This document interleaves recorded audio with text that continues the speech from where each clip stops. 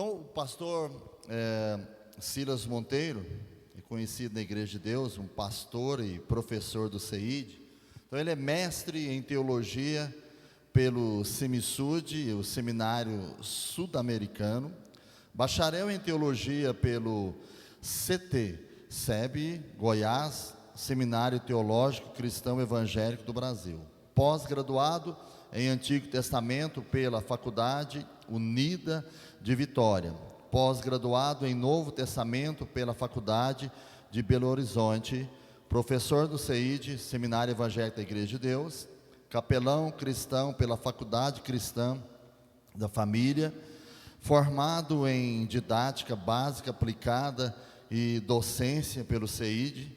Especialista em Programação Neurolinguística para Melhoria Gerencial, Tática, Gestão de Pessoas, e aqui segue o contato. Está aí na sua apostila para quem tem a apostila. E nós temos a grata satisfação de ter este companheiro de ministério conosco aqui nessa noite. Já tive a oportunidade de ter na minha casa, amém? Conversando bastante. Ele é professor do CEID, ele vem aqui, em Catalão, já esteve aqui, pastor, 2 vezes.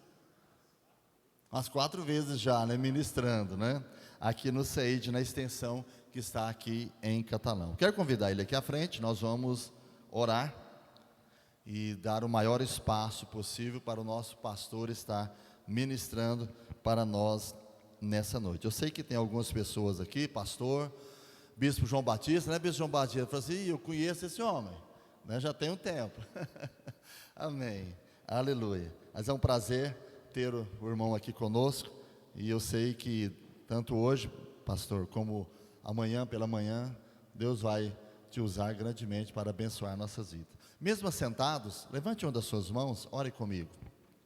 Senhor Deus e Pai, nós apresentamos, Senhor, o teu servo, o teu filho, o teu ungido, Silas Monteiro, ó Pai. Use-o como tu queres, Senhor, nessa noite. Que nós, ao sairmos daqui, possamos sair com um conhecimento maior da tua palavra, de tudo que está acontecendo, de tudo que vai acontecer, porque a igreja do Senhor está inserida nesse contexto, e nós possamos aprender, ó Pai, e repassar à frente para aqueles que ainda não conhecem a tua palavra, a ser o estudo da escatologia. Seja conosco, em nome de Jesus. Amém.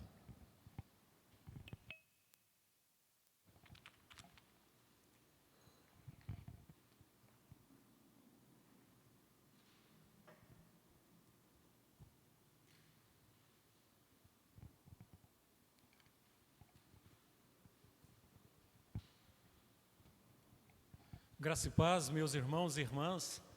É um prazer imenso estar com vocês aqui nesta noite. Estaremos amanhã, pela graça de Deus, e à noite também. À noite nós vamos fazer uma exposição de um tema que está em Mateus, que diz assim: assim como foi nos dias de Noé, assim será a volta do Filho do Homem. Então esse é o tema da mensagem de amanhã à noite. Agora, hoje, pela noite, e amanhã pela manhã, nós estaremos abordando alguns temas escatológicos. Eu não vou seguir a ordem da apostila. Essa apostila é para que vocês se inteirem de vários assuntos. Para os irmãos terem uma ideia da dimensão, da profundidade da escatologia e desses temas aí, apenas um tema desse aí seria suficiente para nós trabalharmos hoje, amanhã, outros dias. Nós ficamos lá em Goiânia com o bispo Cristiano, nós tivemos 5 encontros de 2 horas, toda terça-feira, e nós encerramos terça-feira passada, com um grupo grande também, e toda terça-feira, nessas 5 terças-feiras que passaram, nós estamos estudando esse material aí. E mesmo assim não foi possível nós abrangermos tudo. Portanto, como vocês já têm esse material em mãos, eu não vou segui-lo de maneira ordenada. Eu vou trabalhar alguns temas que eu sei que mexe com a curiosidade, que mexe com a espiritualidade, mexe com todo mundo de formas excepcionais. E eu sei também que vocês vão querer fazer perguntas. e podem fazê-las à medida que nós estivermos falando. E se você tiver alguma dúvida, os irmãos então podem levantar a mão, podem participar, não é? Esse seminário escatológico, essa conferência escatológica, ela tem como objetivo tirar algumas dúvidas, porque quando se fala da volta de Jesus e outros temas escatológicos, há muitas dúvidas até hoje. Não que nós sejamos os experts da verdade, mas a gente prima por uma boa hermenêutica, uma boa exegese, procurando dar uma dimensão bíblica a esses acontecimentos. A escatologia, de uma forma bem simples, o que é escatologia? Escatologia significa o estudo das últimas coisas, tá bom? E é o que nós vamos estar tratando aqui.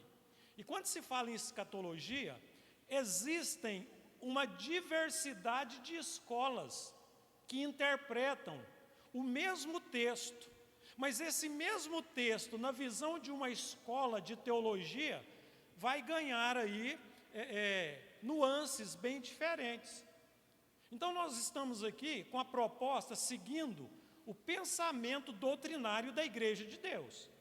Podemos fazer menção às outras escolas, mas para dar uma bordoada nelas, tá?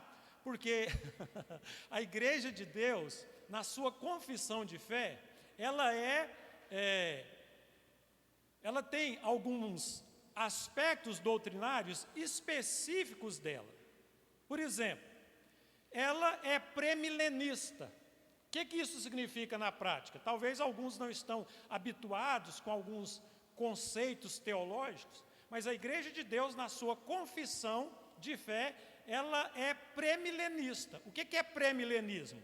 A Igreja de Deus entende que vai haver o arrebatamento, de maneira, essa segunda vinda de Cristo, ela vai se dar em duas etapas, uma invisível e a outra visível. E ele vem nesse segundo momento, nessa segunda vinda, de forma invisível, ele leva a igreja, os vivos serão transformados, os mortos ressuscitados, nós iremos ao encontro do Senhor nos ares, só que isso não vai ser visível ao mundo ímpio. Por isso que fala-se de um arrebatamento secreto. A palavra, essa na verdade não é nem uma palavra grega, é uma palavra latina do verbo harpazo, que significa arrancar, tirar com força. Tá certo?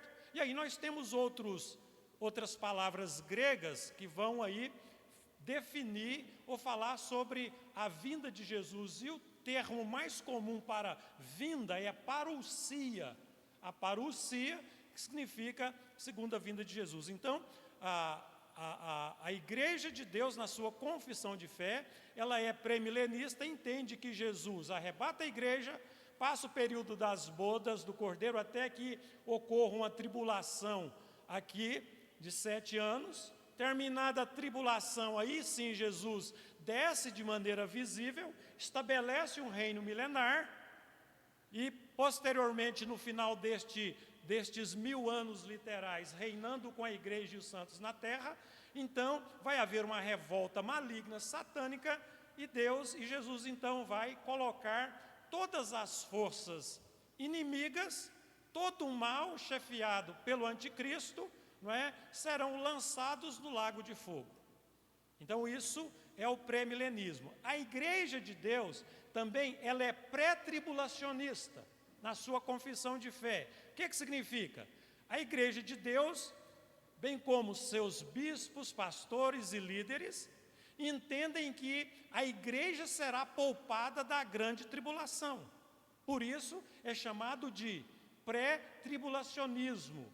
Essa escola de pensamento, ela muito bem elaborada, e os principais expoentes do pré-tribulacionismo foi o John Walvoord e também o Scofield. É muito comum vocês encontrarem a Bíblia anotada de Scofield.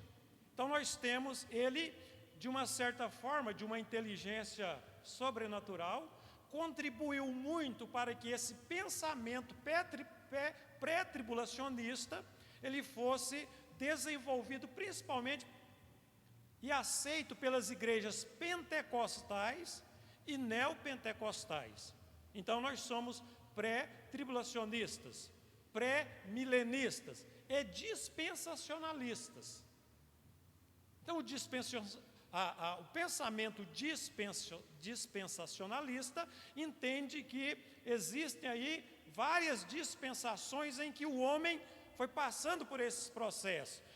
Dispensação da inocência, dispensação da graça, enfim.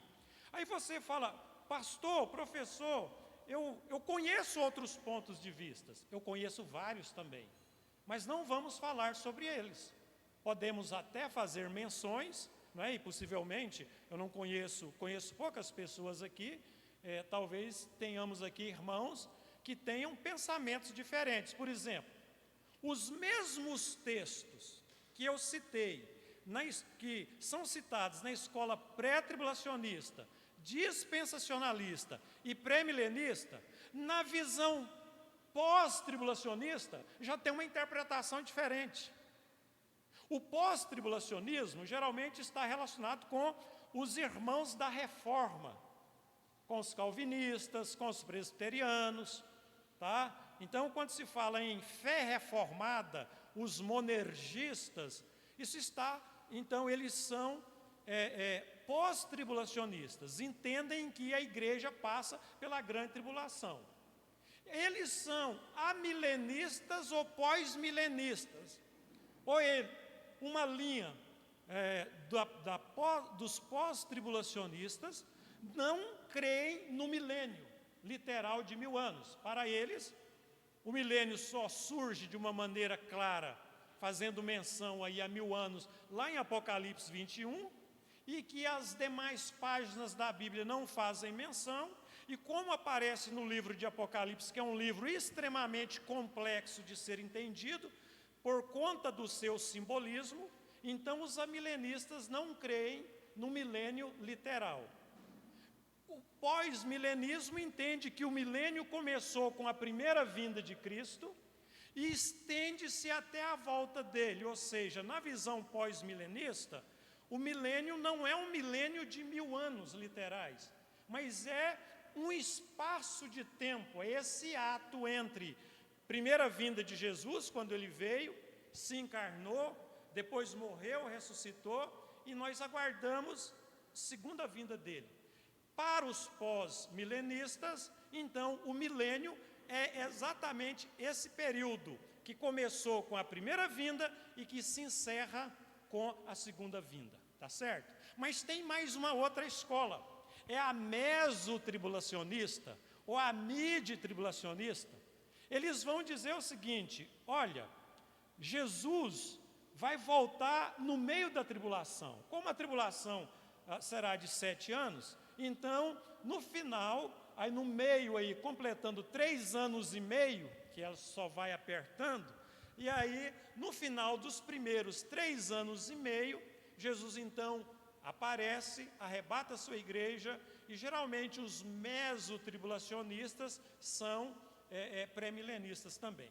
Então, vocês começaram a perceber aí que há uma grandiosidade de escolas, e a escola que você opta por ela, faz uma opção por ela, isso vai mudar o seu pensamento, a forma de você interpretar exatamente os assuntos que nós estaremos trabalhando aqui. Por isso, respeitamos as demais escolas, mas nós estamos num terreno deusiano, e nós somos deusianos, e nós temos que valorizar aquilo que nós cremos, amém, irmãos?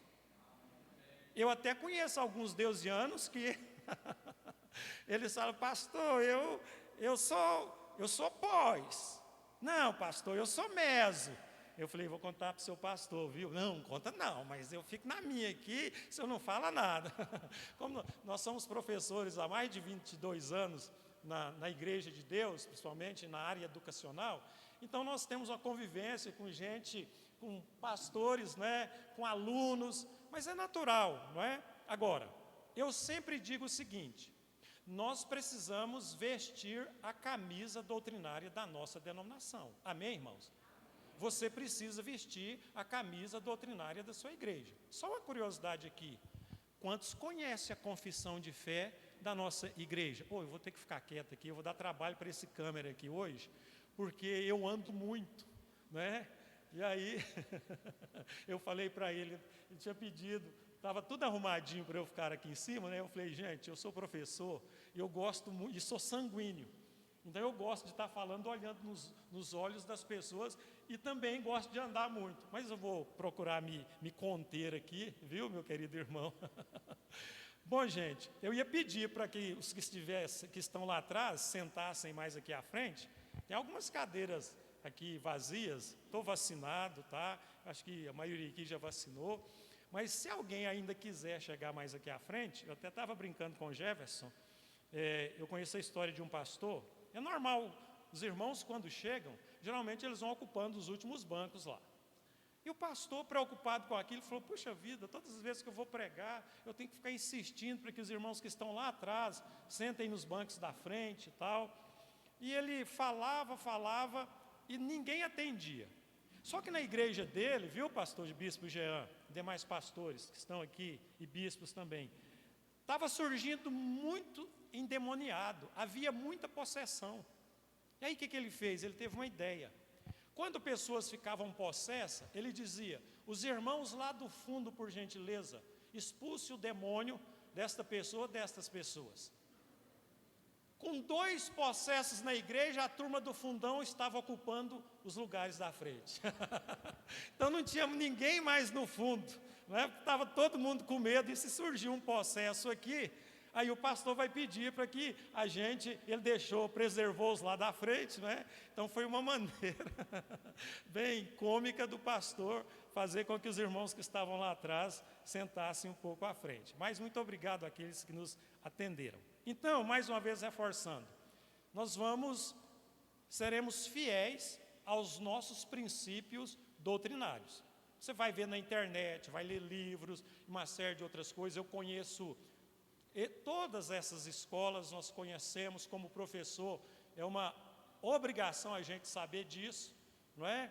E enfim, a gente vai trabalhar aquilo que é o pensamento da igreja de Deus. Se você, irmão ou irmã, que está aqui nesta noite, pensa diferente, não é? Então, paciência, estamos em terreno deusiano, e hoje eu estava conversando com o bispo Jean, que eu nasci na roça, não é? Eu saí da roça, mas ela não saiu de mim.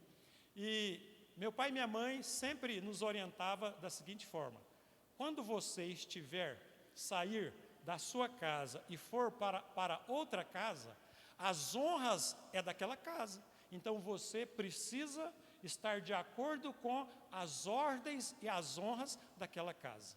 Então isso é muito bom. Ou seja, você não pode exigir, você tem que obedecer. Como todo deusiano é muito obediente e muito fiel aos princípios doutrinários da sua denominação, nós vamos trabalhar exatamente aquilo que a nossa denominação pensa e ensina. Amém, gente? Amém. Beleza.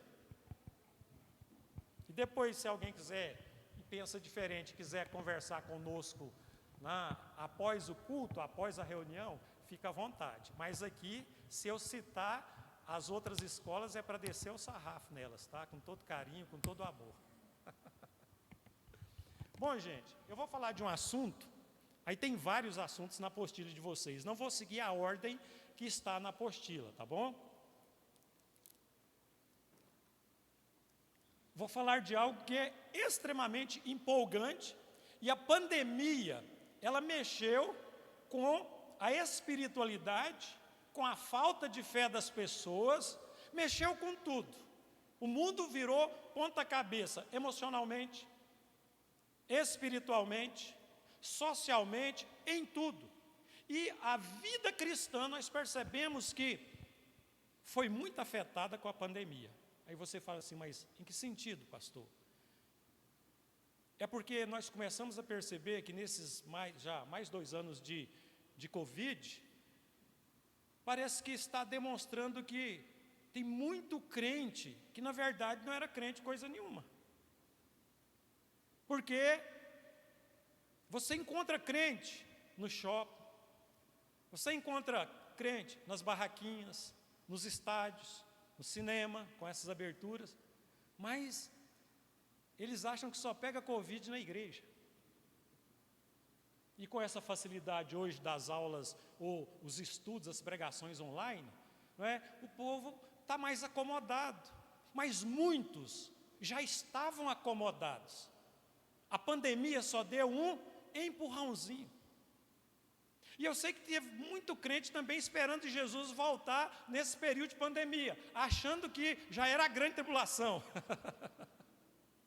Porque é comum os crentes associarem eventos que fogem da nossa capacidade de domínio, de interpretação, nós associarmos com eventos escatológicos. Isso é natural. Aconteceu com os crentes das épocas anteriores a nós. Então, quando nós vemos alguns acontecimentos, não é? Guerras, rumores de guerras. Lembra quando os Estados Unidos invadiu o Kuwait? Na pessoa do presidente Bush, se não me engano, e que começou a bombardear o Kuwait, depois o Iraque. Eu vi uma centena de crentes falando assim: pastor, começa a falar sobre a volta de Jesus, nós estamos prestes a ver Jesus arrebatar a igreja. Com os cristãos primitivos também, eles pontuaram a volta de Jesus com os acontecimentos que eles não tinham controle e domínio sobre eles. Então é natural nós fazermos conjecturas diante dos fatos que se apresentam constantemente diante de nós e que nós, às vezes, não temos aí um discernimento. E a gente associa: Jesus está voltando, o anticristo está para chegar, ou seja, o arrebatamento está às portas, enfim. Então, eu quero ler com vocês alguns textos que falam da volta de Jesus. Tá? 1 Tessalonicenses 4, 16 e 17 diz: pois dada a ordem com a voz do arcanjo, o ressoar da trombeta de Deus, o próprio Senhor descerá dos céus, os mortos em Cristo ressuscitarão primeiro, depois nós os que estivermos vivos seremos arrebatados, e o verbo aqui não é grego, ele é latino, é o harpazo. Nós seremos então arrancados com força daqui e com eles nas nuvens para o encontro do Senhor nos ares, e assim estaremos para sempre com o Senhor.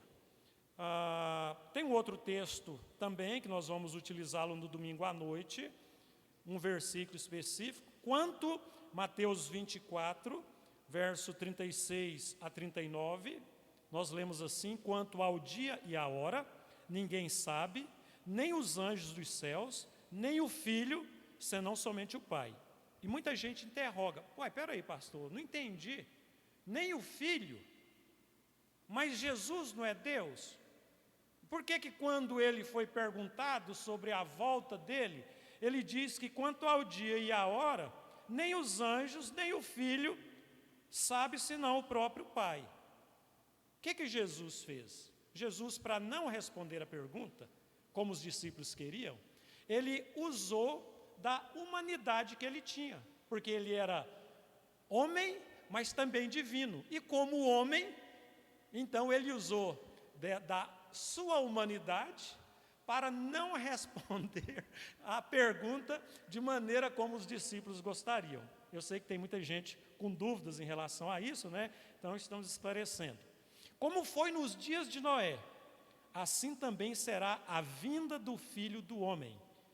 Pois nos dias anteriores ao dilúvio, o povo vivia comendo, bebendo, casando-se, dando-se em casamento, certamente se prevenindo contra as pandemias da época. A vida estava seguindo o seu curso normal, até que aconteceu o dilúvio, e só escapou daquele dilúvio os animais que Deus ordenou que entrassem na arca, e 8 pessoas que compunham a família de Noé. E há muito tempo, já tem um bom tempo, que os homens e mulheres de Deus vêm pregando: Jesus vai voltar, Jesus vai voltar. E as pessoas estão escarnecendo, estão zombando. O próprio Pedro, na sua época, ele passou por isso. Vocês vão encontrar aí, na primeira carta de Pedro, pessoas fazendo sarcasmo, brincando com a volta de Jesus, usando as seguintes expressões: desde que existe céu e terra, desde que existe mundo, nós temos ouvido falar que ele vai voltar, mas até hoje não voltou. E é comum as pessoas também falarem: você é aquele crente que acredita que o mundo vai acabar, que Jesus vai voltar? O que acaba são as pessoas, o mundo continuará o mesmo. Não, quando você chegar na sua casa, porque eu sei que geralmente quando termina esses estudos a gente vai para a pizzaria, você não vai direto para casa dormir, ou se você chegar na sua casa você vai comer alguma coisa. Então antes de comer qualquer coisa, só toma um suquinho, você vai ler 2 Pedro capítulo 3. 2 Pedro capítulo 3, ele vai dar exatamente um norte para nós, como deu para os crentes da sua época, acerca da destruição deste mundo, onde ele diz que os elementos, planetas, não é? Sol, lua, estrelas, vão derreter como estanho, como chumbo, os elementos abrasados se derreterão, as obras da terra serão abaladas, esse mundo vai explodir, vai virar uma bola de fogo, todas essas obras da terra serão consumidas e Deus vai recriar um novo céu e uma nova terra, nos quais habitarão para sempre a justiça, que serão as nossas moradas, o novo céu e a nova terra, porque tudo aquilo que foi manchado e contaminado pelo pecado, será objeto do fogo e da ira de Deus, tá certo? Mas também nós temos, vou ler só mais uma referência aqui, que está lá em Marcos 13:32, que diz: quanto ao dia e a hora, ninguém sabe, por isso vigiai, não sabemos nem o dia e nem a hora que o nosso Senhor haverá de voltar. Portanto, independentemente, se você é um pré-tribulacionista, um pré-milenista, um amilenista, um pós-milenista ou um mesotribulacionista, todos são unânimes em afirmar: Jesus vai voltar. Amém, irmãos? Eu tenho certeza, Ele vai voltar. Não sabemos o dia, nem a hora, e centenas de pessoas já marcaram horas, datas, todos falharam e vão continuar falhando. Não adianta, não se entusiasme com ninguém que chegue com data prontinha, com uma temática arrumadinha, dizendo: olha, vai voltar na época tal, no dia tal. Essas pessoas, quem fez isso frustrou. E quem insiste vai ficar frustrado. E se você acreditar nessas bobagens, vai ficar frustrado. Então, acredite na palavra de Deus. Ela é viva, ela é poderosa, ela traz discernimento para as nossas mentes, para os nossos corações. Então eu falei aí das escolas, depois nós temos Apocalipse 1:8, que diz: eis que venho sobre as nuvens, tá? Deu um adiantado sobre essas escolas, e agora nós vamos falar aí de duas palavras gregas. Está aí na sua apostila, você se vira e vai procurando aí, porque eu não estou seguindo aí de maneira ordenada, tá? Duas palavras muito importantes, na verdade são quatro que falam da volta de Jesus, mas nós queremos destacar duas que surgem bastante. A primeira é a parousia, é uma expressão grega que literalmente significa presença, chegada rápida, visita. É o rei chegando na sua grande comitiva. E essa palavra parousia, vinda de Jesus, ela é usada na Bíblia para descrever aí esse retorno de Jesus. Ela ocorre aproximadamente umas 24 vezes. Então, por aí vocês vão perceber a importância disso. Ela também, ela é abrangente, ela define a volta de Jesus sobre as nuvens, mas às vezes também se refere à sua vinda pessoal na terra, como nós temos vários textos aí. Eu não vou lê-los para que nós possamos estar aí ganhando tempo, mas vocês podem confirmá-los posteriormente, tá? E uma outra palavra importante que nós temos, que fala desse evento, da chegada do grande rei, é epifania. Epifania significa manifestação, vir à luz, resplandecer ou brilhar. Então, gente, por isso que a Bíblia menciona para nós acerca da volta de Jesus sobre as nuvens. Eis que veio sobre as nuvens.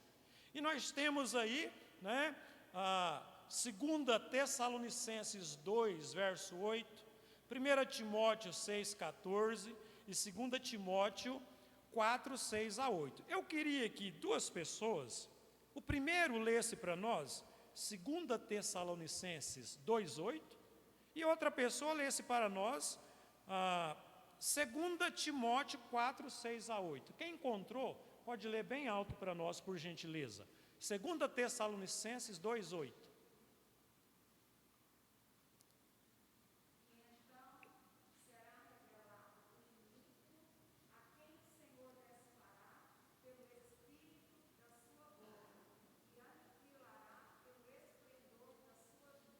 Olha aí, essa palavra que é utilizada aí, né, para manifestação do anticristo, ela também é utilizada para a manifestação de Jesus. No grego é epifania, que é manifestação. Talvez algumas versões aí vão traduzir como a manifestação. Por ocasião da manifestação do anticristo, Jesus vai sufocá-lo com o esplendor da sua beleza, do poderio, não é?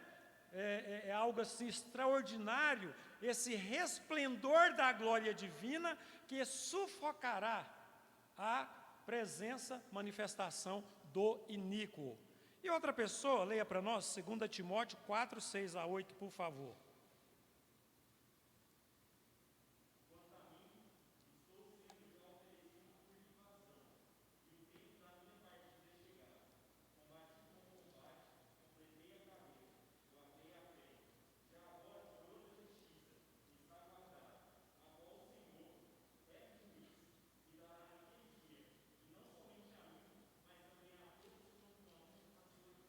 A todos quanto amam, não só a mim, Paulo, mas a todos quanto amam a vinda, a parousia, a epifania, a manifestação do nosso Senhor e Salvador Jesus.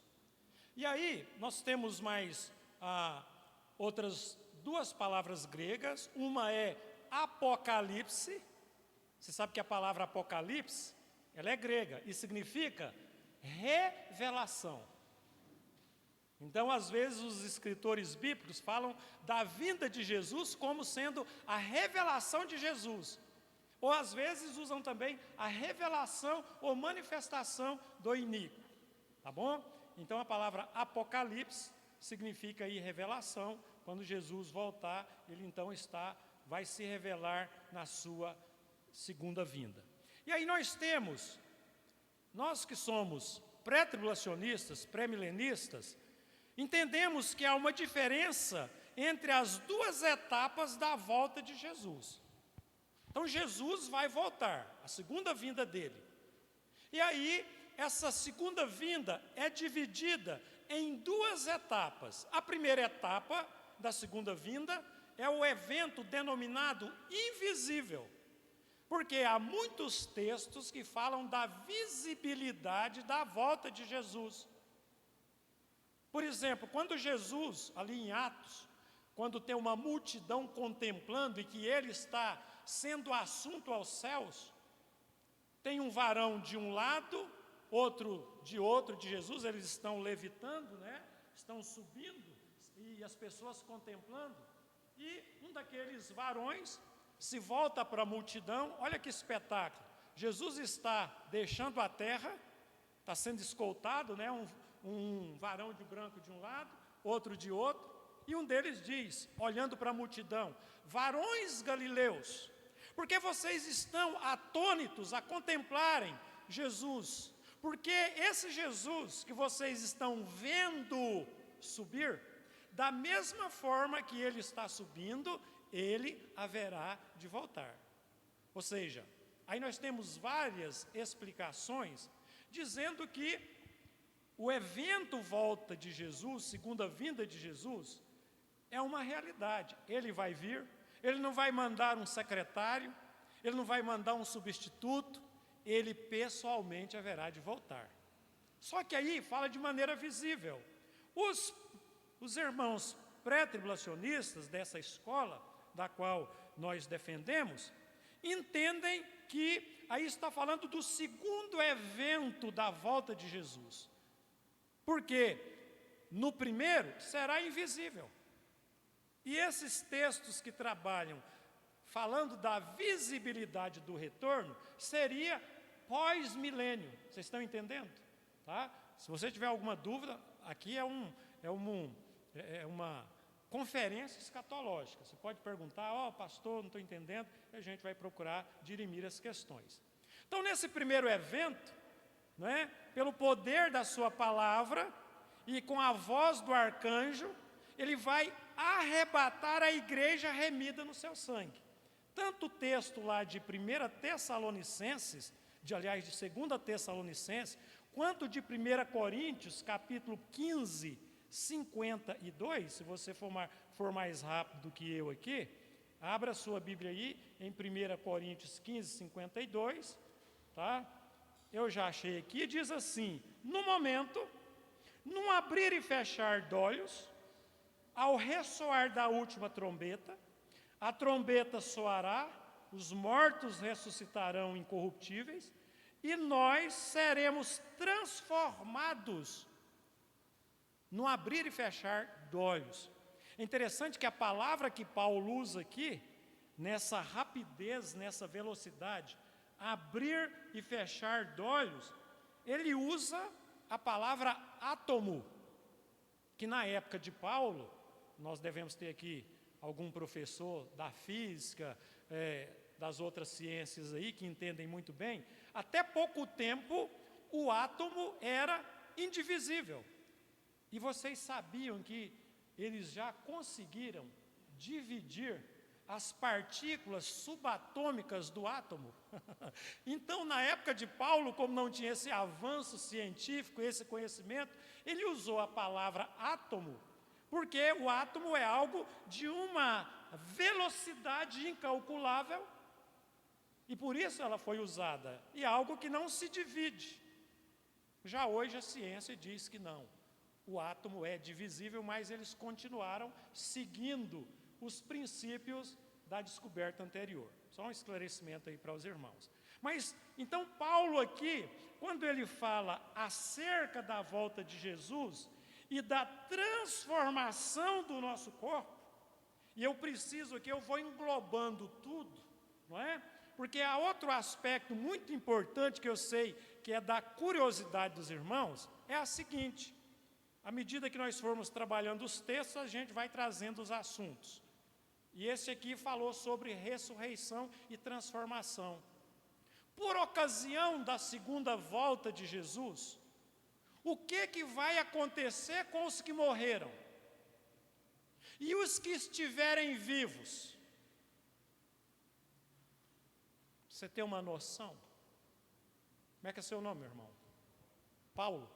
Ô Paulo, fala bem alto para nós. O que você acha que vai acontecer quando Jesus voltar e você ainda, ou a maior parte de nós aqui, estivermos vivos? O que vai acontecer conosco, com esse corpo nosso aqui? Ele vai ser transformado. Essa transformação, como é que você acha que esse corpo continuará sendo o mesmo corpo, ou ele vai ter penas, ele vai ter asas, como é que é?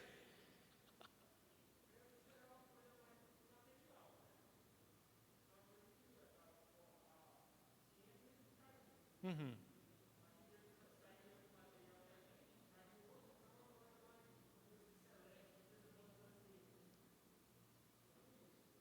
Irmãos, capítulo 15 de 1 Coríntios, abra sua Bíblia aí, e a gente vai ver isso aqui. Os assuntos vão surgindo e a gente vai trabalhando eles ao mesmo tempo. Paulo está falando, a partir do verso 35, sobre ressurreição do corpo. Depois nós vamos lá para 1 Tessalonicenses, 2 Tessalonicenses também. Mas a partir do verso 35 de 1 Coríntios, Paulo diz assim: 1 Coríntios capítulo 15, 35. Mas alguém dirá, como ressuscitam os mortos? E em que corpo vêm? Insensatos. O que semeias não nasce se primeiro não morrer. E quando semeias, não semeias o corpo que há de ser, mas o simples grão, como de trigo ou de qualquer outra semente. Mas Deus lhe dará corpo como lhe aprouvidar, e a cada uma das sementes o seu corpo apropriado. Nem toda a carne é a mesma, porém uma é a carne dos homens, outra é a carne dos animais, outra a das aves, outra dos peixes. Também, sublinhe isso aí na sua Bíblia agora, também, verso 40, há corpos celestiais e corpos terrestres. Então nós estamos nos expressando aqui neste mundo em corpos terrestres. Para nós nos relacionarmos, Deus deu essa forma para a gente aqui. Esse é um corpo terreno, que foi contaminado pela queda de Adão. Esse corpo envelhece. Esse corpo, ele vai se autodestruindo e deformando. Eu tenho algumas fotos minhas, quando eu tinha 12, 13 anos, eu cortava o cabelo de beleza. Hoje não dá, né, irmãos? Eu tinha muito cabelo, mas o tempo foi tirando os meus cabelos, não é? Eu tinha um rosto lisinho. Se eu tirar o óculos aqui, vocês vão ver alguns pés de galinhas, uns pés de pato também. É natural, porque esse corpo nosso, ele vai envelhecendo, porque a corrupção do pecado afetou esse corpo. Então esse corpo está caminhando para a destruição. Esse corpo sofre as consequências da queda. Por isso nós envelhecemos, mas continuamos bonitos, amém, irmãos? A gente está envelhecendo, mas continua bonito. A minha esposa, quando ela tinha 17 anos, você já viu uma princesa? A minha esposa, linda, olhos verdes, aquele cabelo ruivo, avermelhado, que as mulheres não acreditavam, achavam que ela pintava o cabelo. E ela tinha o cabelo batendo na cintura. E eu era apaixonado nela e no cabelo e nos olhos, em tudo. Mas aqueles cabelos impressionantes, não é? Hoje, a minha esposa é uma cinquentona. E eu chego para ela, bem, você está linda. Ela fala, eu já fui linda. Eu falei, negativo, você continua linda. Porque cada período da nossa idade, nós temos uma beleza diferente. Você tem a beleza dos 15, dos 20, dos 30, dos 40, dos 50, e até Jesus voltar ou a morte nos alcançar. Vocês estão percebendo? Não é assim, irmãos? Então nós somos maravilhosos. Mas esse corpinho maravilhoso que nós temos, essa forma que ele vai ganhando e vai se ajustando, não é? Ele vai passar por um processo de metamorfose. Ele vai ser destruído. Ele vai morrer.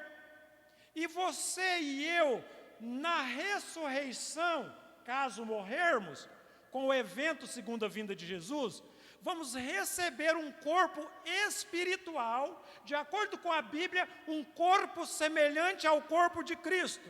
Sabe aquele corpo que é capaz de passar por uma parede?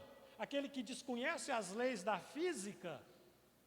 Teremos esse corpo, um corpo espiritual glorificado, que não vai mais envelhecer, que não vai mais sentir dor. Você pega o Apocalipse capítulo 21, e João descrevendo sobre a cidade santa, ele diz, lá não haverá mais morte, lá não haverá mais pranto, lá não haverá mais luto, lá não haverá mais dor, porque o Senhor enxugou dos nossos olhos todas as lágrimas, tudo é novo, até o seu nome, minha irmã, meu irmão.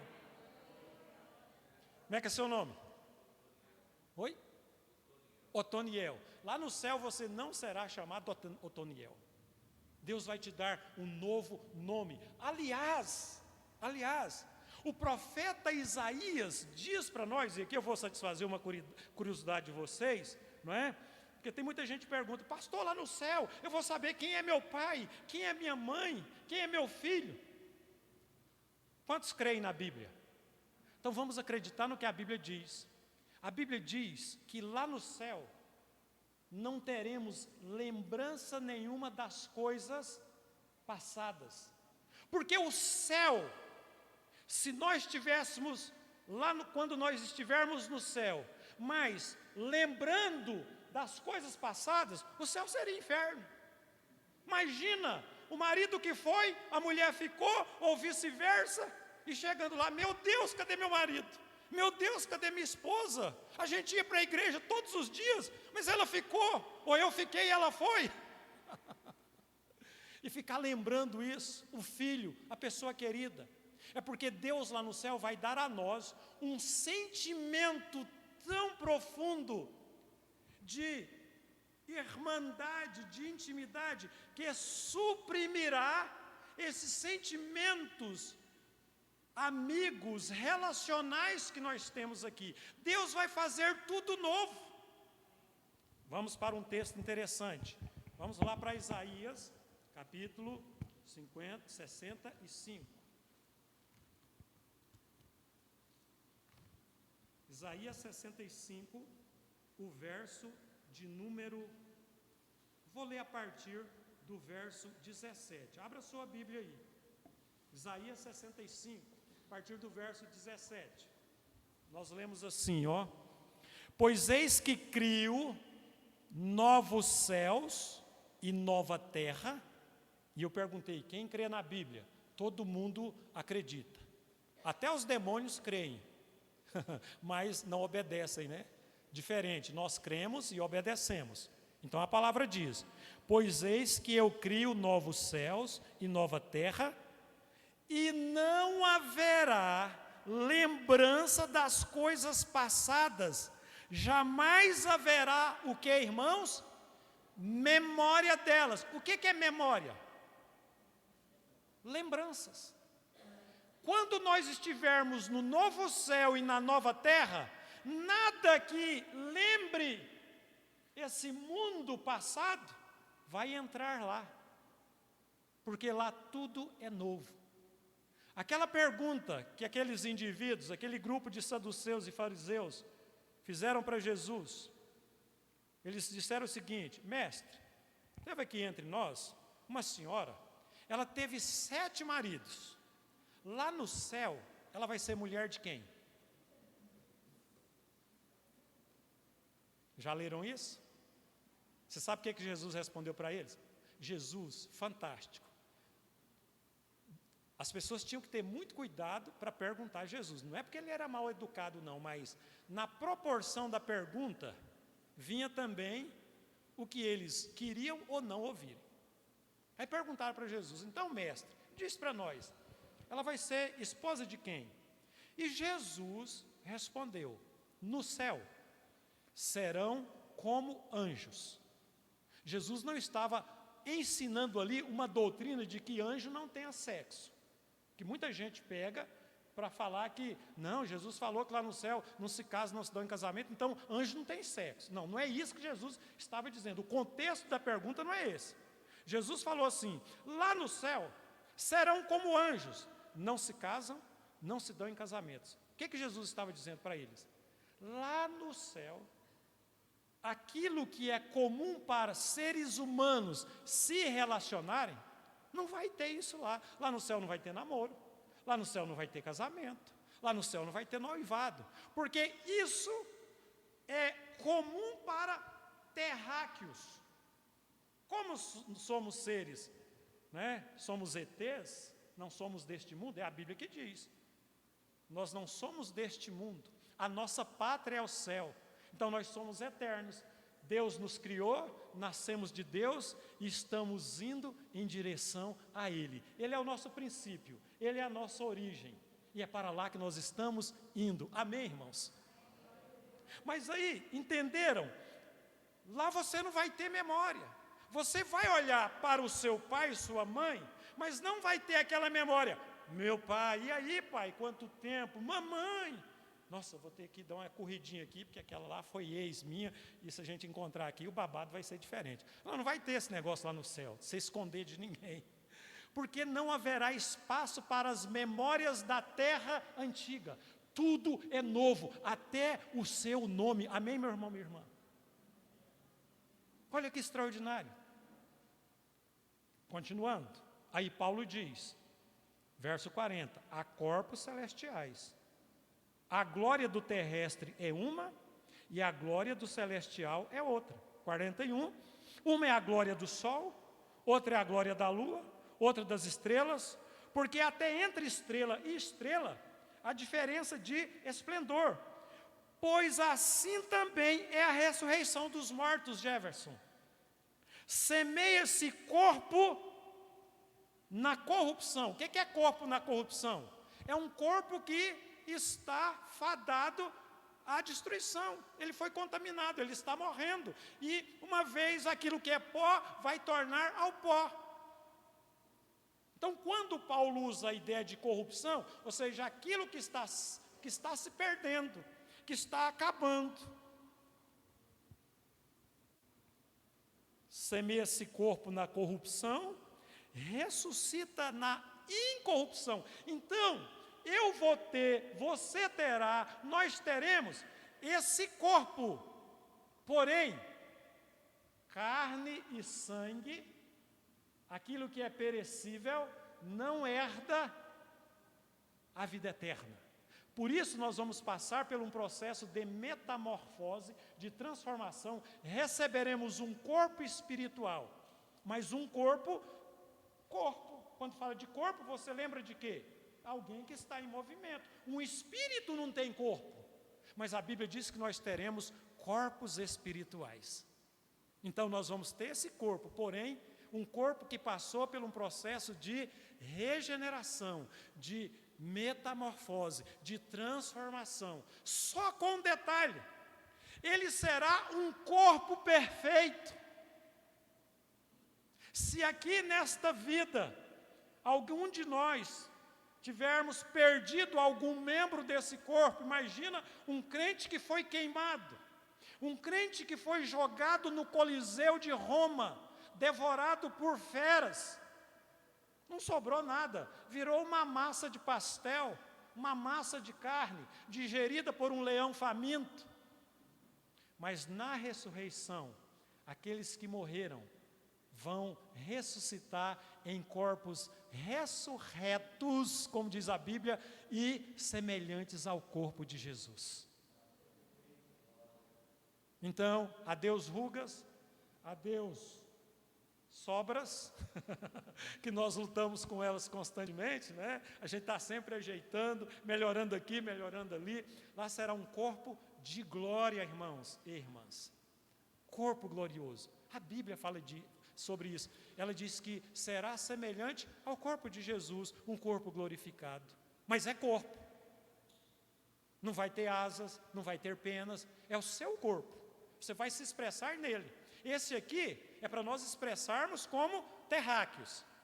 Mas o corpo que nós receberemos, pela ocasião da volta de Jesus, se estivermos vivos, ou se morrermos, então ressuscitaremos em um novo corpo. Isso não é maravilhoso? É ou não é? Esplêndido. E aí, Paulo vai continuar dizendo, vou pular alguns versículos aqui, o 43, ele diz, semeia-se em fraqueza, ressuscita-se em poder, semeia-se natural, esse corpo é natural, ressuscita-se corpo espiritual. Se há corpo natural, há corpo também espiritual.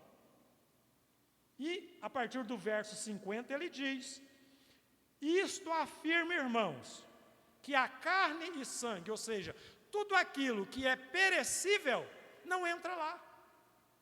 Quando ele fala de carne e sangue, ele está falando daquilo que é alcançado pela corrupção natural, obedecendo às leis naturais.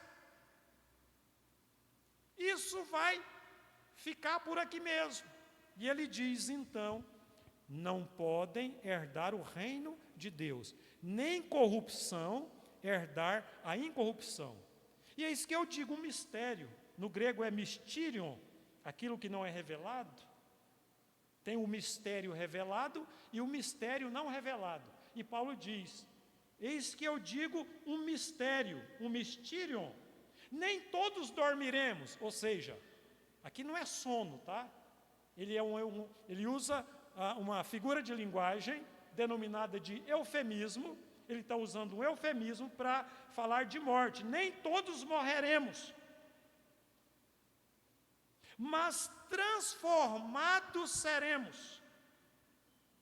No momento, num abrir e fechar de olhos. Pisca seu olho aí. É muito rápido, né? Milésimos de segundo. Ele diz que por ocasião da volta de Jesus, quem estiver vivo e é de Jesus, vai ter o seu corpo transformado na velocidade de um piscar de olhos. Aqui ele está falando de transformação do corpo. Perceberam? Nossos corpos, para quem estiver vivo, vai ser transformado aí, não é? No momento, no abrir e fechar de olhos, ao ressoar da última trombeta. A trombeta soará, ressoará, não é? Os mortos ressuscitarão incorruptíveis. Os mortos ressuscitarão de que maneira? Incorruptíveis, corpos espirituais. E nós, os vivos, seremos transformados. Amém, irmãos? Está claro até aqui para vocês? O senhor quer fazer uma pergunta? Por favor. Um corpo semelhante.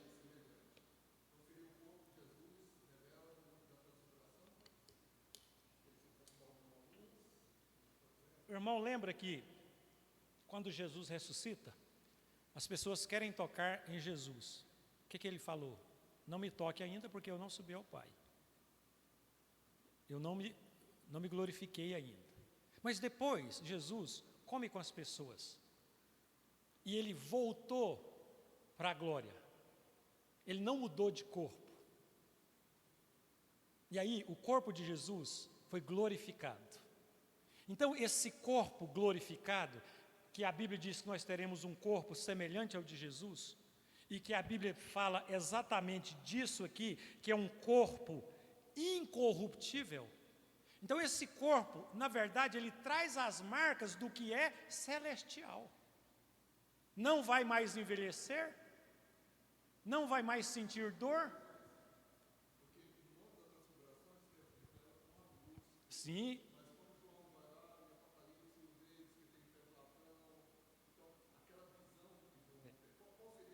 Aquilo é simbolismo, a ideia de um corpo resplandecente. Os termos utilizados de um rosto que brilha como o sol, não é? Está dando a imaginação, o que João está dizendo que o corpo celestial, ele é revestido de beleza inaudível.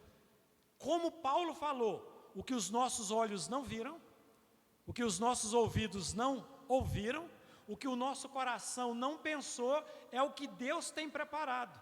Então imagina, nós temos apenas algumas dimensões, como o irmão mencionou, na glorificação, o corpo de Jesus resplandece. Então é natural que o corpo espiritual, ele terá todas as características do ambiente no qual ele vai viver por toda a eternidade. Não levará nenhuma marca de destruição que relembre aquilo que era esse corpo aqui. Teremos essa forma. Não mudaremos, essa forma não será mudada. Ela será transformada em um corpo que agora ele é capaz de viver no ambiente para o qual Deus preparou para que ele vivesse. Eu gosto muito de ver no National Geographic as explorações que são feitas e de repente as pessoas encontram lá navios que têm aí 400 anos, 500 anos ou muito mais anos que eles descobriram e tem muitos objetos lá. E quando eles pegam aqueles objetos que estão lá selados pelas águas, eles não os trazem de imediato, porque se pegar aquilo lá e trazer assim que eles estiverem em contato com a atmosfera, o que acontece? Eles desfazem, vira pó. Por isso que há todo um tratamento, vai ambientando. Da mesma forma, eu não sei quantos aqui já fizeram curso de mergulho, não é? Você não vai primeiro, o cara já te dá uma roupa e você já tig-bum lá. Não, você tem que se ambientar. Nós temos que nos ambientar. Você vai para uma sauna, você já chega e entra na sauna? Não. Você primeiro precisa ir se ambientando. Então, lá é um ambiente totalmente diferente desse aqui. E Deus, então, vai dar um corpo que se adapte àquele ambiente. E o que é que nós temos de informação que a Bíblia diz? Será um corpo semelhante ao corpo glorioso de Jesus. Eu acho que isso para nós é suficiente. Amém, irmãos? Bom, o meu pastor, eu tenho até 9h30, né? Beleza. Então, gente, vocês viram que um assunto puxa o outro e a gente está dentro do assunto, por isso que eu falei, não vou seguir aí a apostila, não é um assunto após o outro, mas à medida que os assuntos, veja que a volta de Jesus, a parousia de Jesus, nos remeteu para a ressurreição. E eu gosto muito de falar de ressurreição, porque eu sou muito feliz com o corpo que Deus me deu, e você também, mas você vai ficar muito mais feliz com o que você vai receber. Vamos lá para 2 Tessalonicenses, tá? Porque Paulo também fala aí de ressurreição. 2 Tessalonicenses,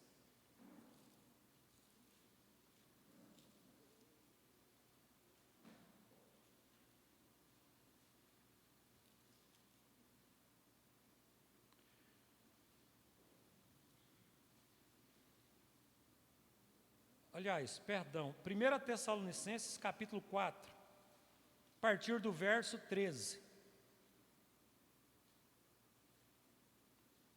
Nós lemos assim: não queremos, porém, irmãos, que sejais ignorantes com respeito aos que dormem, ou seja, aos que estão mortos, para não vos entristecerdes como os demais que não têm esperança.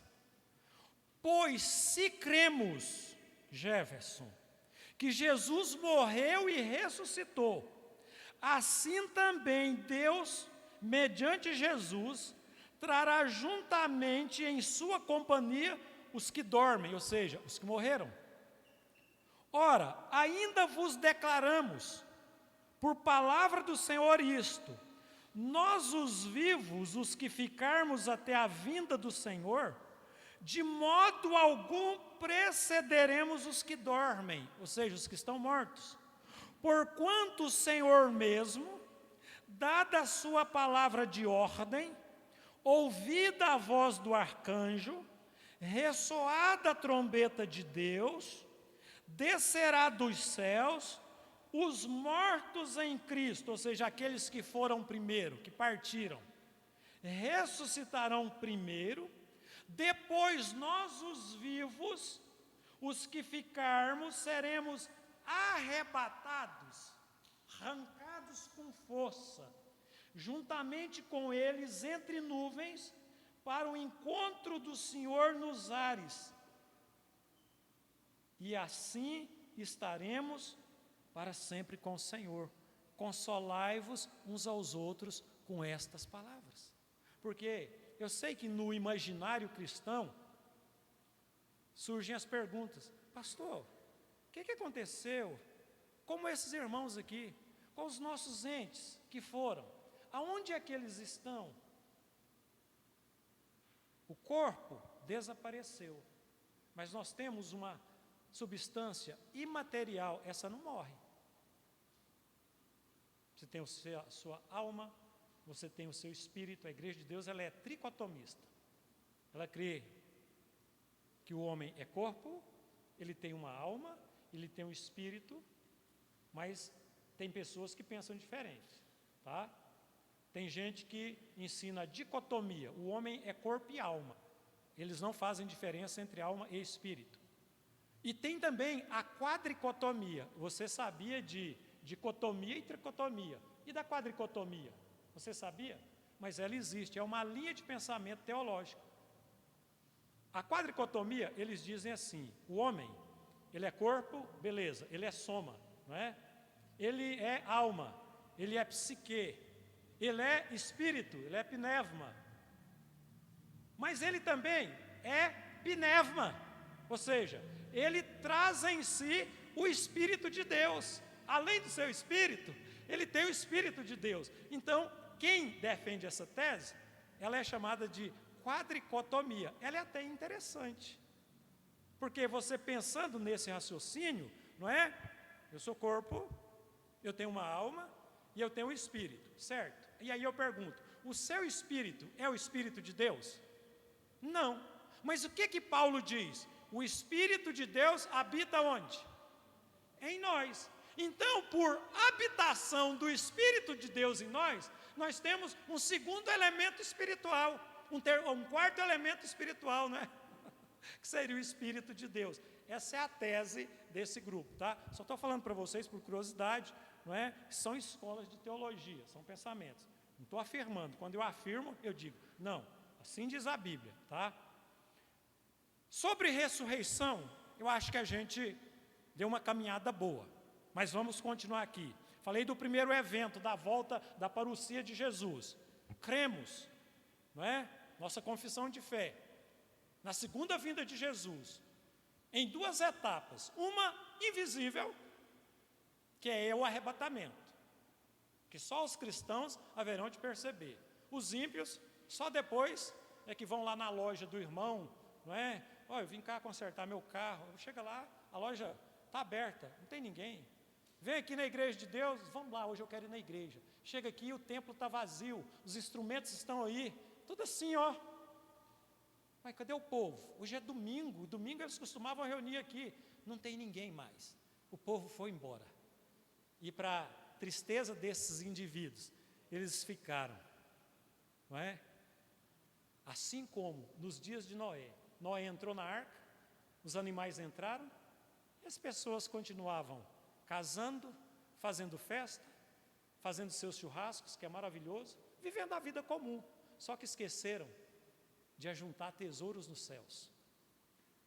E aí a hora chegou. E essa hora, não sei o dia, em nenhum momento, mas certamente está mais próxima do que nós podemos imaginar. Aliás, a Bíblia diz que o retorno de Jesus está muito mais próximo do dia que nós nascemos.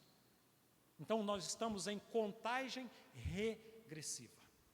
O segundo evento da volta de Cristo acontecerá, então, no final dos 7 anos da grande tribulação. Cremos que a igreja não passa. Se você acredita, fique à vontade. Fique à vontade. A gente já sofre tanto, não é? Aliás, lá em Mateus, Jesus falou o seguinte: se os dias da vinda dele não tivessem sido abreviados, nem os eleitos, nem os salvos, nós iríamos suportar o sofrimento e a agrulha que isso aqui vai virar. Eu sei que a pandemia é algo muito sério, mas às vezes uma dorzinha de cabeça é motivo para o crente não querer ir mais para a igreja. Às vezes, o pastor está andando pela rua e não viu o irmão passando, ou a irmã, e aí aquele irmão já vai para casa contrariado. Pastor, pastora, passou por mim e não me viu. Não vou mais para a igreja, vou deixar de ser crente. Deixa. Ou seja, se por questões tão insignificantes, as pessoas às vezes querem abandonar a fé, imagina quando o cinto estiver no último pique. Ainda tem gente que quer batendo no peito e dizendo, vem tribulação, eu estou aqui. Bom, se tiver de acontecer, eu não tenho nenhuma sombra de dúvida que o nosso Deus dará para nós alívio. Porém, é melhor você ficar na expectativa de que o Senhor, acho que não vai deixar a gente passar por uma situação tão terrível como esta. Porque desde que existe céus e terra, nós já somos perseguidos. E por que ainda passar por mais uma perseguição tamanha? Porque na verdade a tribulação ela tem como objetivo, não é provar a igreja, é provar uma humanidade sem Deus. O juízo é para ímpio. Então não vai fazer sentido nós estarmos aqui para sermos condenados com ímpios. E se é uma coisa que Deus sempre fez em toda a história do seu povo, é fazer a diferença entre o justo e o injusto, entre o que faz a vontade dele e o que não faz a vontade dele. É só você ver o último capítulo lá de Malaquias, que quando a gente fala em Malaquias, não é?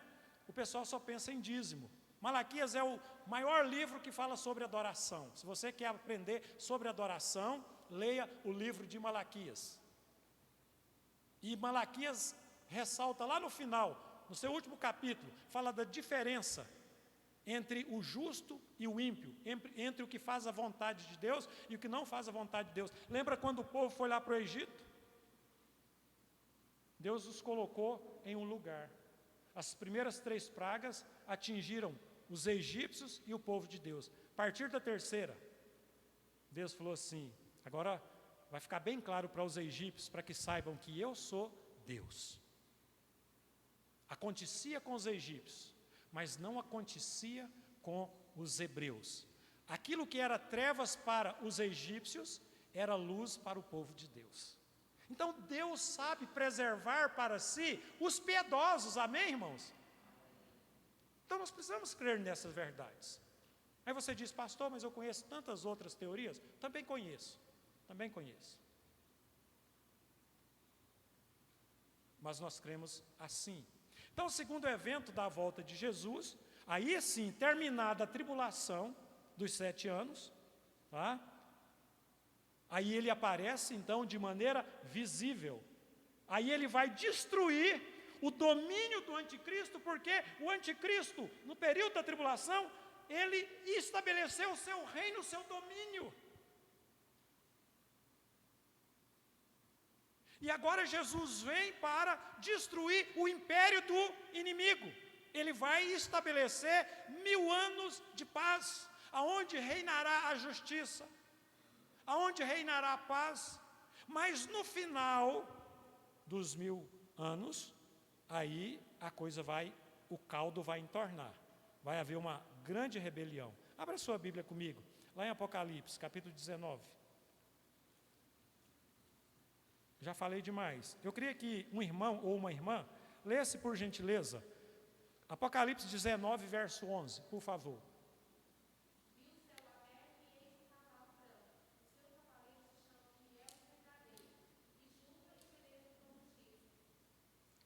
Beleza. Agora, minha querida irmã, vá para o capítulo 20 e comece a ler a partir do verso 1.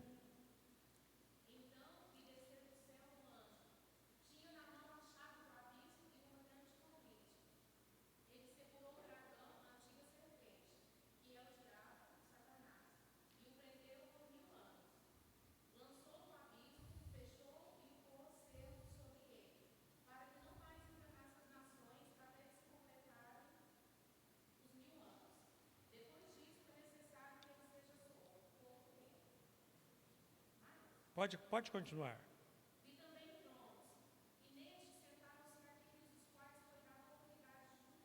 Agora corra lá para o verso 7, por gentileza.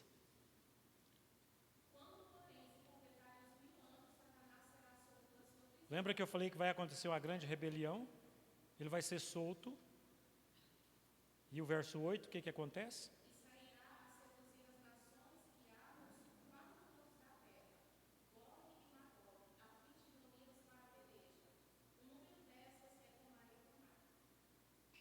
Pode ir até...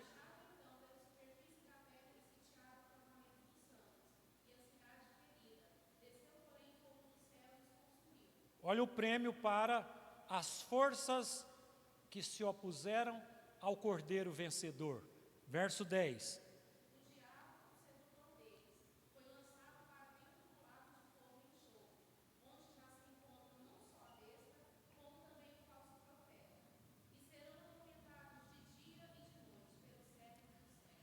Os primeiros habitantes do lago de fogo, do inferno é uma palavra, ela não é grega, ela é latina. Eu até tinha preparado um estudo aqui dentro da escatologia sobre o estado intermediário, que aí vocês iam conhecer um estudo bem infernal, porque nós iríamos falar do inferno, que é uma curiosidade também na mente dos irmãos. Se der tempo, amanhã a gente fala do estado intermediário, tá? Não é? O estado intermediário, na verdade, é o seguinte: as pessoas que morrem hoje, elas estão aonde?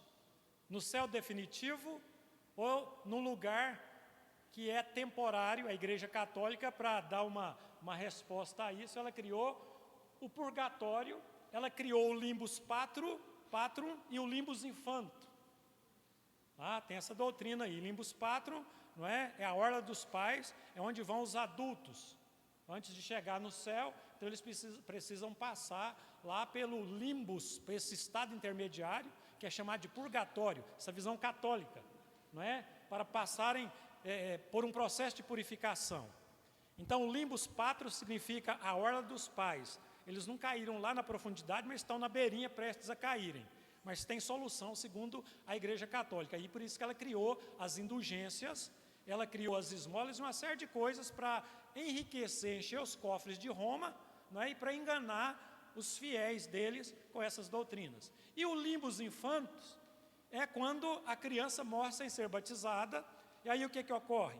Ela não vai para o céu direto, ela vai para esse local. Eu estou falando de teologia católica, que nós não cremos, só para vocês terem uma noçãozinha. O limbus infantus, então, é a orla das crianças.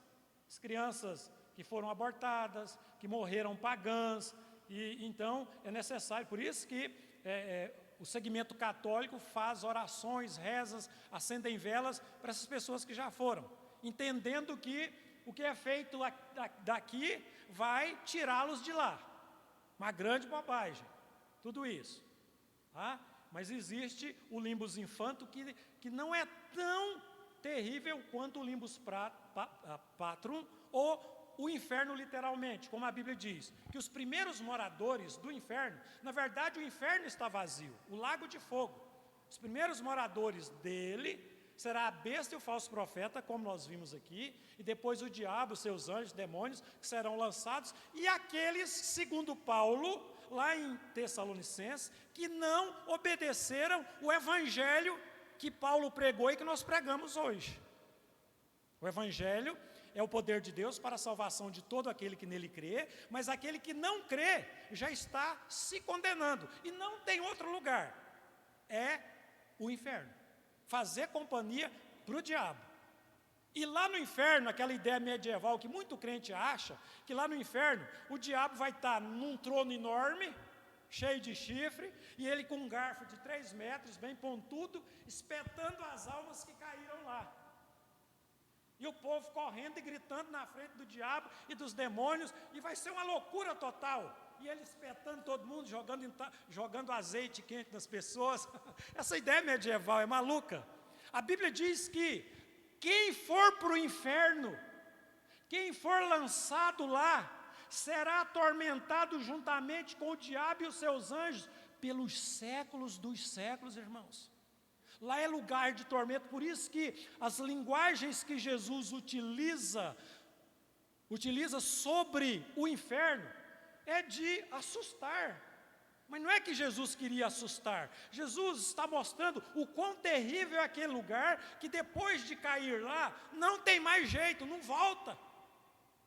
Ele descreve como um lago de fogo, uma fornalha ardente, um lugar de trevas palpáveis, um local cheio de ossos, ou um lugar cheio de vermes gosmentos subindo nas pessoas. Imagina isso. Terrível, não queira ir para lá. Por isso que a Bíblia diz que o inferno, ele foi preparado para o diabo e os seus anjos. O inferno não foi preparado para o ser humano. Mas eu lamento informar vocês, à luz da Bíblia, que aqueles que não obedecerem a palavra do Senhor, vão para lá. Nós precisamos ler mais a Bíblia. Talvez até que leitura nós temos tido, mas será que nós temos crido no que está escrito? Pois bem, vamos voltar aqui então para as 2 fases da vinda de Jesus. Eu vou fazer uma síntese disso. A primeira fase, então, da segunda vinda, somente para os salvos, é secreto, por isso que é chamado de raptum, arrebatamento. A igreja vai subir ao encontro do Senhor. Paulo fala isso em 1 Tessalonicenses, em 2 Tessalonicenses. Cristo não pisará na terra, diz que ele vem sobre nuvens, eis que venho com as nuvens. Os mortos em Cristo ressuscitarão primeiro, quem já partiu e que o corpo está no sepulcro, mas a parte imaterial, ela está no estado intermediário, que não é purgatório, mas que a Bíblia chama de paraíso. Não é o céu definitivo, mas é a presença de Deus. Paulo falou assim: para mim, o melhor é partir e estar com quem? Com Cristo, que é incomparavelmente melhor. Portanto, os mortos, por ocasião da segunda volta de Jesus, no arrebatamento, não é? Vão ressuscitar, e nós, os vivos, por isso que eu fiz questão de trabalhar aqueles textos de 1 Coríntios sobre ressurreição, que agora vocês entendem facilmente, serão transformados. Está nós aqui, tranquilos, ouvindo a palavra, eu falando aqui, e se houver o arrebatamento, não é? Essas roupas, essas máscaras, esses óculos, essa indumentária que nós usamos, isso tudo vai cair aqui, e esse corpo desaparece. Vai murchar como uma laranja que você chupa, e depois, não é? Pega, o que a gente faz com bucha de laranja? Chupa, pau. Então, esse corpo, por ocasião da volta de Jesus, ele vai desaparecer, vai ficar um montão de roupa, anel, não é? Joias, brinco, colar, peruca, dentadura, um punhado de coisa, vai cair aqui. E você vai se encontrar com o Senhor num corpo que você fala: que isso, Jesus? É euzinho mesmo? Sou eu mesmo? Aí você começa a tocar em Jesus, ô bispo, Jean, começa a tocar em Jesus. Espera aí, Senhor, há uma semelhança muito grande. Lembra que semelhança não é igual, mas a Bíblia diz que seremos semelhantes, aí você vai tocar nele. Que maravilha, irmãos. Que maravilha. Amém, queridos? Que bênção maravilhosa. Isso faz com que nós esqueçamos por uns momentos as angústias. O cartão de crédito que está em vermelho, o cheque está em vermelho. Nada disso, não fala disso agora não, pastor. Eu quero é ir. Vem logo, Senhor Jesus. Tem uns que estão dizendo: vem, Senhor, Maranatá, vem, Senhor Jesus, me tira daqui logo.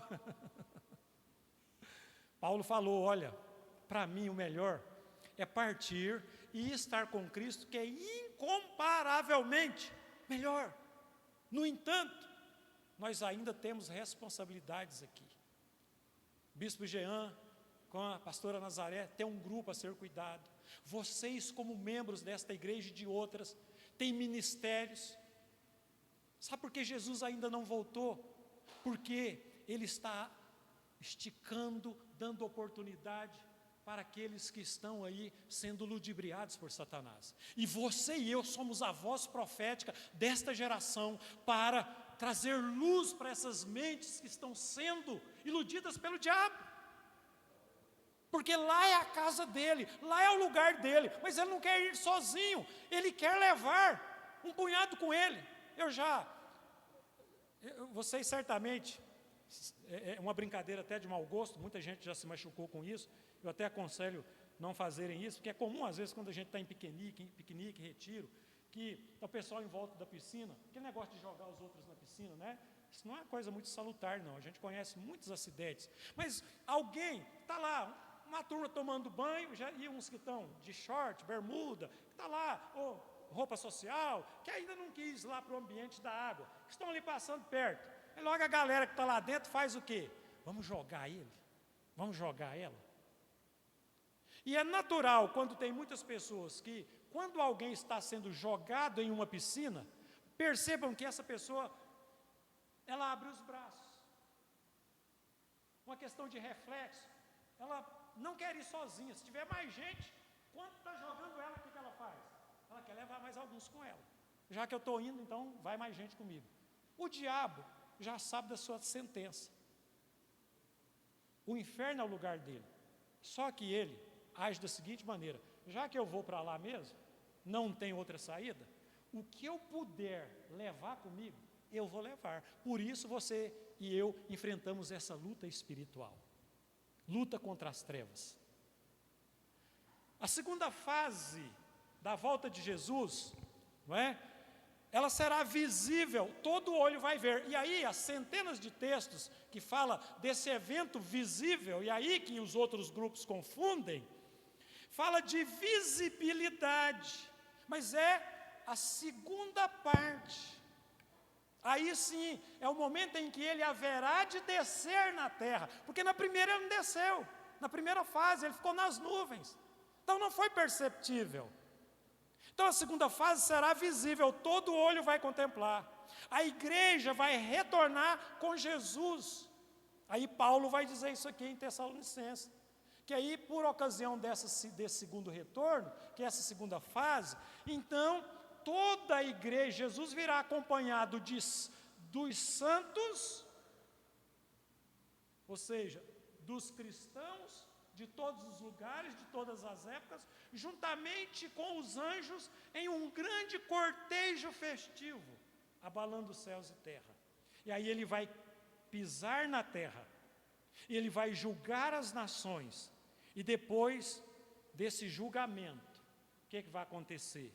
Aí a vitória no Armagedon, onde no final do milênio, todas as forças opositoras, não é? Serão eliminadas e extirpadas. Então veja bem, eu vou falar mais 5 minutinhos e depois vou abrir 15 minutos para pergunta. Quais são os participantes do arrebatamento da igreja? Primeiro, o próprio Jesus, ele vem pessoalmente. 1 Tessalonicenses 4,16, nós lemos assim, porque o mesmo Senhor descerá do céu, por isso que anteriormente eu disse, na volta dele ele não vai mandar um representante, ele não vai mandar um secretário, ele voltará. Então, os participantes do arrebatamento, Jesus, o arcanjo, 1 Tessalonicenses 4,16, a voz do arcanjo vai ser soada, ele vai tocar a trombeta, ouvida a voz, o ressoar da trombeta. Então nós temos aí Jesus, o arcanjo, não é? Quem mais? Os mortos em Cristo. Naquele dia os mortos e os vivos em Cristo ouvirão essa voz de chamamento da trombeta. Irmãos, eu fico imaginando, que som é esse? Que barulho é esse? Está lá em 1 Coríntios 15, 51 e 52, nós já lemos. E nós vamos estar na presença do Senhor. E assim como Cristo ressuscitou corporalmente, também os crentes salvos ressuscitarão corporalmente. Esse corpo desapareceu. A terra comeu, o pó voltou à terra. Mas quando o arcanjo tocar a trombeta, aonde esses corpos foram, se o mar engoliu, ele vai ter que devolver. Tem um texto lá em Apocalipse que diz, e o mar devolveu os mortos. Imagina quanta gente que está sepultada no mar. Quantos corpos desapareceram no mar? Quantos corpos queimados por esse mundo afora? Todos ressuscitarão. E é um detalhe interessante. Deus é muito bem organizado. Primeiro acontece a ressurreição do justo. Depois da ressurreição dos justos, vai ocorrer a ressurreição dos ímpios. E um detalhe que vocês não sabem: os corpos dos justos serão corpos glorificados, perfeitos. Os corpos das pessoas ímpias, eles vão ressuscitar também, só que não será um corpo de glória, nem de perfeição, mas será um corpo que trará todas as marcas e as mazelas de uma vida de desobediência e uma vida de pecado, porque isso fala de punição eterna. Sabiam disso? Nós teremos um corpo bonitinho, perfeito. Os ímpios não, porque seria prêmio para eles. Aprontaram tanto, rebelaram tanto. Isso faz parte da punição eterna. Corpos perecíveis, algumas versões utilizam. E no grego significa corpos que se estragam, longe da perfeição.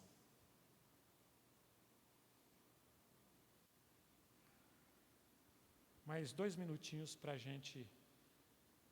Quem vai fazer parte? Os vivos preparados. Quem são esses vivos? Paulo declarou: também nós, esses vivos, por acaso, se estivermos, seremos nós. 1 Tessalonicenses 4,17. Depois nós, os que ficarmos vivos, seremos arrebatados. E lá, em 1 Coríntios 15, 51, ele diz: nem todos morreremos ou dormiremos, mas transformados seremos. Então, esses corpos nossos serão revestidos da imortalidade, porque nada do que é terreno ou mortal vai poder entrar na presença de Deus. Será o poder do Espírito sobre a matéria, do incorruptível sobre o corruptível. Isso está em 1 Coríntios 15, 53 e 54. Bom, pessoal, eu paro por aqui. Sei que é empolgante, não é? Depois a gente vai falar dos elementos especiais do arrebatamento, mas falei muito. E eu queria dar agora uma oportunidade, se alguém gostaria de fazer perguntas. Alguém tem pergunta? Não é? Quem gostaria de fazer alguma pergunta dentro do que nós falamos? Parece que tem alguém aqui. Tem uma irmã lá atrás. Por favor, minha querida irmã.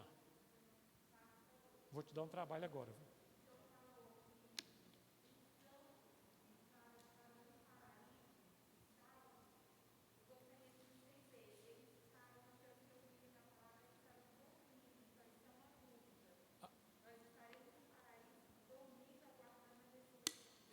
Essa é uma ideia.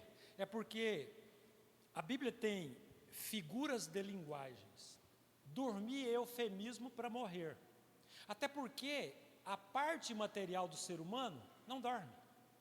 Como é que você sabe disso? Você pega o episódio que Jesus conta do rico e do Lázaro. Ambos morreram. E as memórias estão o quê? Ativas. Estão ativas. O que nós falamos no início é que a memória do justo, ela estará ativa nesse período, mas não tendo lembrança das coisas passadas. Mas a do ímpio, sim. Lembra que o ímpio ficou desesperado lá, na parábola que Jesus conta? Então tem muita gente que acha que quando nós morrermos, nós vamos ter o sono do urso, a hibernação espiritual. E que depois, por ocasião do toque da trombeta, aí a gente vai ser acordado. Não. Nós estamos em plena consciência. O corpo é que morreu, mas a sua parte imaterial, ela não entra em estado de hibernação. Por isso Paulo falou: olha, para mim o melhor é partir, é morrer e estar com quem? Com Cristo. Bom, como é que eu vou estar com Cristo, bispo Jean? Morto. Sem usufruir das glórias da eternidade. É óbvio que nós, quando morrermos, antes da volta de Jesus, nós não iremos para o céu definitivo, porque nós só iremos para o céu, nem os que partiram estão no céu definitivo. O escritor de Hebreus fala exatamente o quê? Ele diz que aqueles que foram estão nos aguardando para que eles recebam a totalidade do prêmio que foi prometido a eles e prometido a nós. Mas estão em plena atividade, ou seja, as mentes estão ativas. Então, os termos que Paulo usa de dormir, estão dormindo, não é que eles estão em sonolência espiritual. Muita gente ensina isso, mas o contexto e a boa hermenêutica, a boa exegese, não ensinam isso. Dormir é eufemismo para os que morreram, mas que estão em um determinado lugar, que a Bíblia chama de paraíso, presença de Cristo. Tá certo? Boa sua pergunta. Possivelmente amanhã a gente fale mais sobre isso. Mais alguém gostaria de perguntar? Tem alguma pergunta? A senhora? Pergunta fácil só faz para mim e difícil para o bispo Geandre, tá? Né?